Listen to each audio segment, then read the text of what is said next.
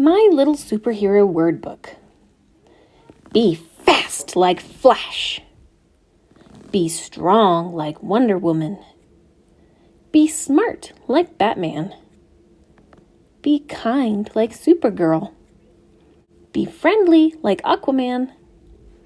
Be mighty like Superman. Be creative like Katana. And be amazing just like you already are. Let's say I love you. Love is in the air. Let's say I love you with our friends around the world. Te quiero is in Spanish. Je t'aime is French. Ti amo is Italian. मुझे तुमसे प्यार है. Ina san ku.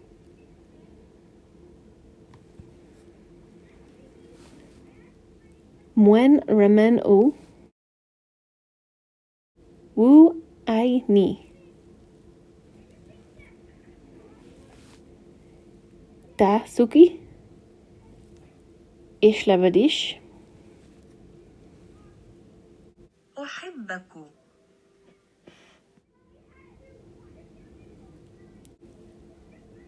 Ya Libelia Tebia. Did you have fun saying I love you to your friends around the world? Let's do it again. Which one is your favorite?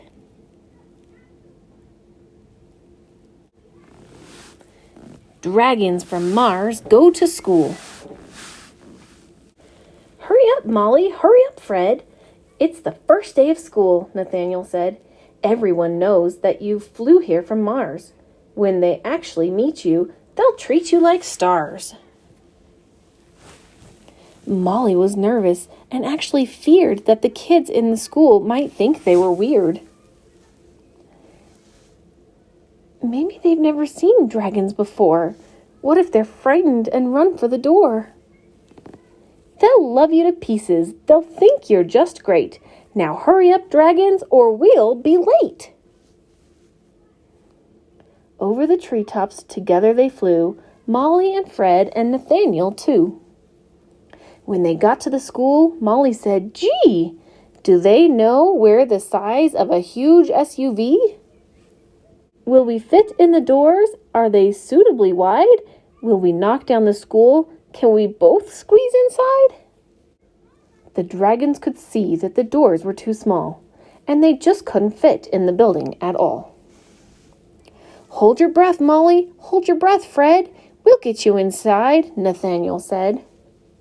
So the dragons inhaled with all of their might, and they got through the door, though it really was tight. When they got to the classroom, they looked for a chair. Molly said, "Fred, there's a chair over there."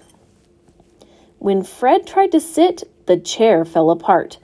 Molly thought, "Gee, this is not a good start." Fred picked himself up and he straightened his hat. The kids found him funny and teased him for that. "Don't sit on the floor or you just might fall through. Maybe you dragons should move to the zoo." "Now listen," said Molly. "I've heard quite enough. We dragons can do some remarkable stuff. We can rescue a kid from the top of a tree. She can slide down my tail and be safe as can be. In art class, a dragon can really do lots.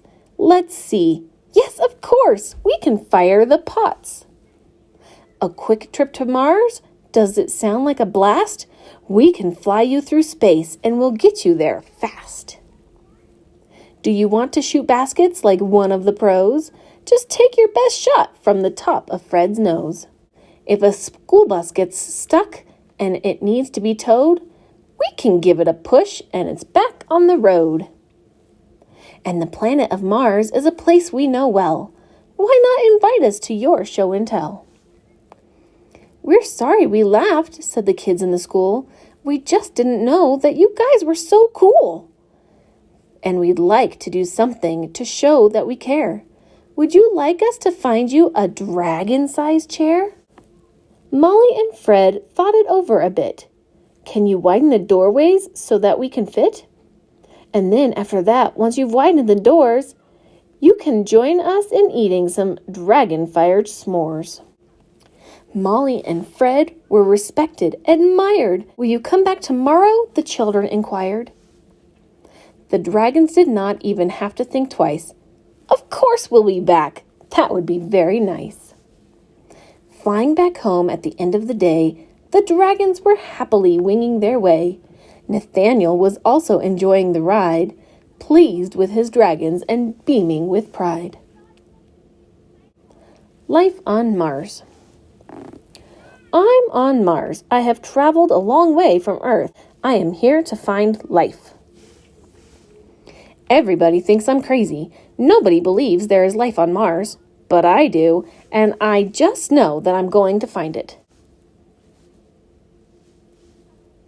So far, Mars looks pretty gloomy. More gloomy than I thought. I'm starting to wonder. Could anything possibly live here? It's dark, it's cold. I've brought this gift of chocolate cupcakes. I don't think I'll find anyone to eat them. Wow, I was wrong. Mars is nothing but miles and miles of rocks and dirt. It's obvious nothing could possibly live here. What a disaster. Everybody was right. There's no life on Mars. I'm going home immediately. Uh-oh, where is my spaceship? I can't believe it. I'm lost. Lost on Mars, where there is no life? Wait a minute. What was that?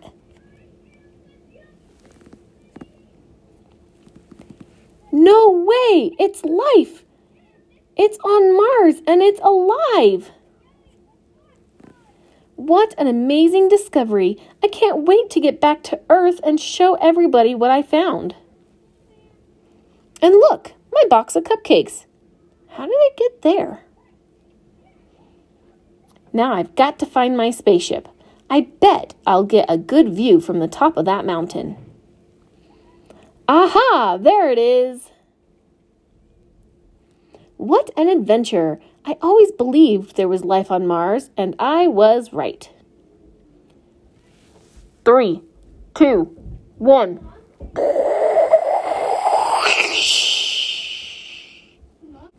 I think I deserve a treat.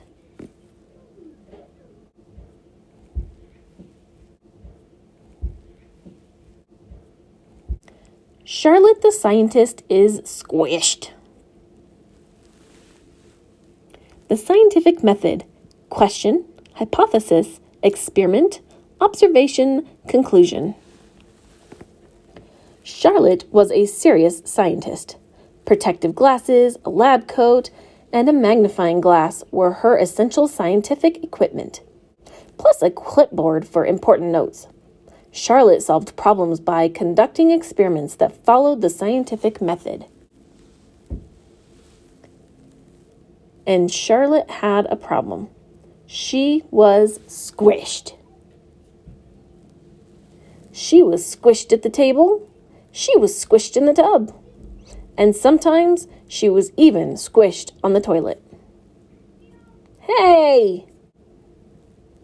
It had become impossible to conduct her experiments.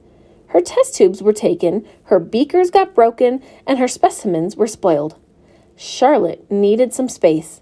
Time to use the scientific method. Step 1. Ask a question. How can I get some space around here? Step 2. Form a hypothesis. A theory you can test. Hypothesis. If I can get rid of my brothers and sisters, I will have room to be a real scientist. Step 3. Test the hypothesis. Experiment. She tried an experiment to make everyone disappear. But it didn't work. She tried another experiment to make herself disappear. But that didn't work either. If she was going to get some space, she would have to go there. Step 4. Make and record observations. Charlotte was no longer squished at the table. She was no longer squished in the tub. And Charlotte could take as long as she wanted on the toilet. Observations. Meals, check. Baths, check. Toilet, check. Important experiments. Space was splendid. Step 5. Draw conclusions. She had all the room she needed to conduct very important experiments using her protective glasses, lab coat, and magnifying glass. Her test tubes were tidy, her beakers looked brilliant, and her specimens were sparkling. Her hypothesis was correct. She finally had room to be a scientist. The only problem was, there was no one to talk to at mealtime, no one to blow bubbles with in the tub. And what was Charlotte supposed to do when she ran out of toilet paper? Hello? Space was lonely. Back to step 2. Form a new hypothesis. If I can have friends in space, then I won't be lonely, and I can be a real scientist. Time for more experiments. Charlotte tried chocolate, but it was too tempting. The balloons kept floating away. And robot bunnies were poor conversationalists. They got ruined in the bathtub and tangled in the toilet paper. Boop, boop, boop. Charlotte missed her family. She even missed being squished. So she tried one last experiment and reached a new conclusion. Charlotte didn't need outer space. She just needed her own space. In the lab with Charlotte. Being a scientist means asking questions and looking for answers. Scientists ask all kinds of questions. They ask to find out how something works, or how they can make something work better, or how they can help people. Some scientists study nature, like animals, insects, and plants. Others study stars and planets. Some find cures for diseases. Still, others fly into outer space, or dig for dinosaur bones, or build robots and rockets. Every scientist starts by asking questions. The 5 steps of the scientific method. Step 1. Ask a question. What, when, who, which, why, where, or how? Charlotte asked, how can I get some space around here? Step number 2.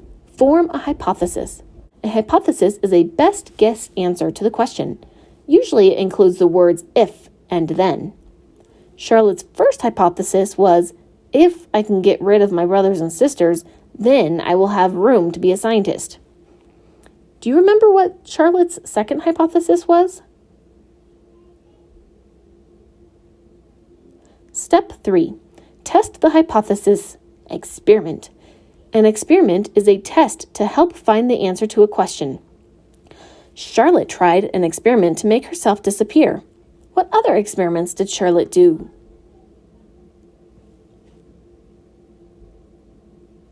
Step 4. Make and record observations. Carefully watch and write down what happens during the experiment. When Charlotte went to space, she noticed she had lots of room to be a scientist. But she was lonely. What did Charlotte observe in her other experiments? Step 5. Form a conclusion. A conclusion is the information learned from the experiment. What was Charlotte's big conclusion at the end of the story?